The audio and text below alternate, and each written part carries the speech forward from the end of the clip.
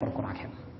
এই তরিকাটা আমাদের দেশে অনেক এরকম ইসলামের আমলগুলোকে সঠিক রূপে না রেখে কিছু বাড়ানো কমানো হয়ে গেছে। আমল বাড়ানো কমানোর অধিকার আমার আপনার আছে। আল্লাহ তাআলা এবং তাঁর রাসূল সাল্লাল্লাহু আলাইহি ওয়াসাল্লাম যেভাবে আমাদেরকে আমল শিখিয়েছেন সেই তরিকা আমল করতে হবে। এখান থেকে আপনি আসেন, এই দোয়ার আমাদের দেশে একটা ফরম্যাট হয়ে গেছে, একটা তরিকা হয়ে গেছে। নামাজের পরে ইমাম সাহেব আল্লাহুম্মা আমিন কইতে হবে 1 মিনিট সবাইকে নিয়ে। এটা আমাদের দেশে মুখস্থ হয়ে গেছে না? মুরব্বী আপনি তো, উনি অনেক বড় আলেম, কিন্তু উনি ওনার অনেক ওস্তাদ ছাত্র সারা দুনিয়াতে আছে। মানে মুরব্বীর বাড়ি হাতিয়া নোয়াখালীর, উনি অনেক বড় আলেম মাশাআল্লাহ। রাসূলুল্লাহ সাল্লাল্লাহু আলাইহি ওয়াসাল্লাম নামাজ পড়তেন মদিনা তৈয়বাতে, মসজিদে নববীতে ইমামতি করতেন, নামাজ সালাম ফিরাইয়া আল্লাহুম্মা আমিন এইভাবে সবাইকে নিয়ে কতক্ষণ বলতেন? কোন হাদিসে পাইছেন? পাননি।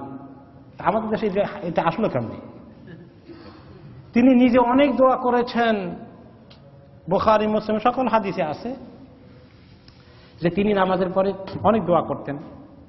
আল্লাহু আকবার সালাম ফিরানোর পরে বলতেন, আস্তাগফিরুল্লাহ 3 বার বলতেন, শেষবার একটু লম্বা করতেন, লা ইলাহা ইল্লাল্লাহু ওয়াহদাহু লা শারীকা লাহু এগুলো 10 বার পড়তেন। শেষে বলতেন আল্লাহুম্মা লা মানি'a লিমা আতাইতা ওয়া লা মুতি'a লিমা মানা'তা। 3 তাসবিহ পড়তেন। আবু হুরায়রা রাদিয়াল্লাহু তাআলা আনহুকে বলেছেন নামাজ শেষ করে আল্লাহুম্মা আইন্না আলা যিকরিকা ওয়া শুকরিকা ওয়া হুসনি ইবাদাতিকা, এই কথা বলতে কোনো সময় মিস করো না। এরকম অনেক দোয়া তিনি করেছেন, তিনি করতেন এবং সাহাবারাও নিজেরা করতেন, যার যার মতো তিনি করতেন। কেউ 1 মিনিট, কেউ 3 মিনিট, কেউ 5 মিনিট, কেউ 10 মিনিট, যার যতক্ষণ খুশি দোয়া করতেন। এটা হলো রাসূলুল্লাহ সাল্লাল্লাহু আলাইহি ওয়াসাল্লামের দোয়া। তবে আমাদের দেশের লোকদের ওনার দোয়া পছন্দ হয় নাই। আমাদের দেশের লোকেরা, আমাদের দেশ শুধু না, পাক ভারত মহাদেশে মেইনলি এই তরিকাটা, তারা চিন্তা একটা দোয়া আবিষ্কার করে ফেললো, একটা ফরম্যাট। আর মনে করলো এইটা যদি কোনো ইমাম সাহেব ছেড়ে দেন, সেই ইমাম সাহেবটা অবশ্যই খারাপ মানুষ।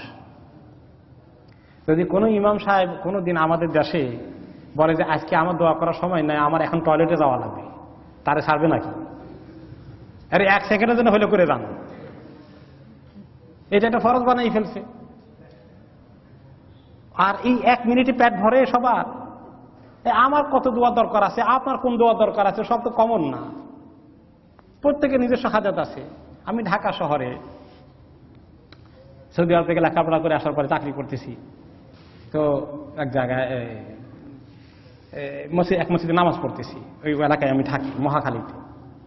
তো নামাজের পরে এখন ইমাম সাহেব দোয়া করছেন, তো এক মুসল্লিও তার সঙ্গে একটু জোরে জোরে দোয়া করছে।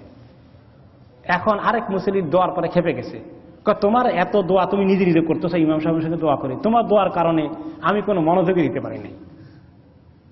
আর ইমাম সাহেব দোয়া করছে, আবার তোমার দোয়া করা দরকার কি? তো উনি বলেন, এই বেটা, আমার যে কি সমস্যা আছে ইমাম সাহেব জানেন নাকি? ওটা আমি কি বিপদে আছি সেটা আমি আল্লাহর কাছে বলবো না? এই কথাটা ঠিক না। আপনি কোন বিপদে আছেন সেটা তো আপনি আল্লাহর কাছে, সে আপনার তরিকা বলবেন, আমি তো আমার তরিকা নিয়ে আল্লাহর কাছে বলবো। এই জন্য রাসূলুল্লাহ সাল্লাল্লাহু আলাইহি ওয়াসাল্লাম প্রত্যেকেই ব্যক্তিগতভাবে দোয়া করার জন্য ছেড়ে দিয়েছেন। এই জন্য 5 ওয়াক্ত নামাজের পরে সালাম ফিরাইয়া তিনি সবাইকে হাত উঠাও সবাই আমি আল্লাহুম্মা আমিন করব, এরকম তিনি করেন নাই।